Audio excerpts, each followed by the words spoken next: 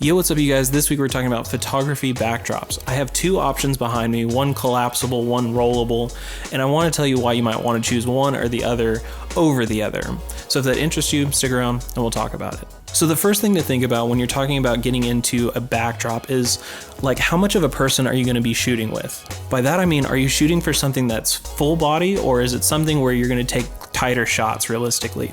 Because if it's going to be something full body, you might need something like this, because this will extend to the ceiling all the way to the floor, and then you can extend it out over the floor if you really want to get that seamless effect. Now compare that to the collapsible version. You don't get that necessarily, because even though I have it hung here on a C-stand, I can't extend that to the floor, and it only goes so tall and it's only so wide.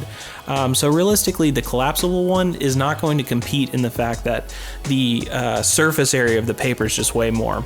So if you're trying to do something where you have a lot of people maybe, or you're wanting to get a full body shot, maybe the paper might be a really good idea for you. The second idea is like, how much do you need to move this item? Because realistically, one is a lot easier to move than the other. Now in the case of the reversible collapsible backdrop, basically I can choose white or black if I want to, move it really easily because it is reversible. They also make them in blue and green like chroma key, and I think there's a gray one too. But when you're talking about moving something around, the collapsible one can't be beat. It's so easy to like move it from location to location, or if you want to use one side and the other, you don't have to hang it on a C-stand like I do. I just like doing that because it gives me a little bit more height in my shot. Versus this guy. Now don't get me wrong, I really like the photographic paper. You can choose different colors, different sizes, different lengths, widths, all of that.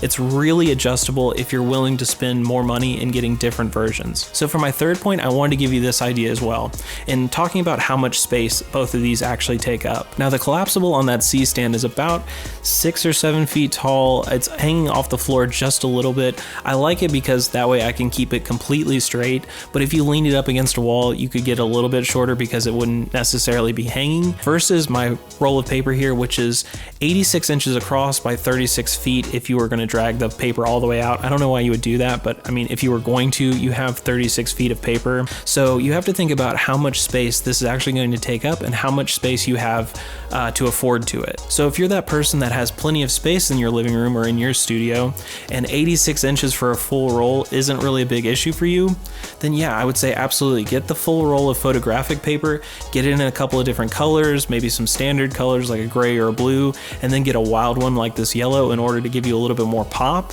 That's always a good idea. But on the other side, if space is not plentiful in your living room or in your studio like it really isn't in mine, and you're thinking about how many times you're gonna have to break it down, consider the collapsible. Honestly, it's just a really good way to get into photography and studio photography and having a backdrop without having it to take up a bunch of space and without having to move it around and lug it around, and it's super difficult like this guy.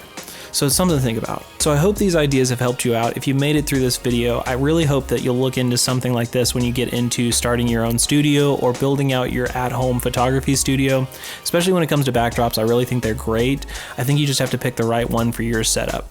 So I hope these things will help you out when you're thinking about like which one you should get. And I hope you'll go down below and check out the links in the description for my Instagram, TikTok, and Twitter, and let me know which one of these you might think about picking up or which one you have picked up, and did it work for your setup? If so, I'd love to hear all the stories. If not, I'd still love to hear the stories. Maybe we can learn from those too. And beyond all of that, I'm going to hit you with my typical peace out, and I will see you guys in the next one.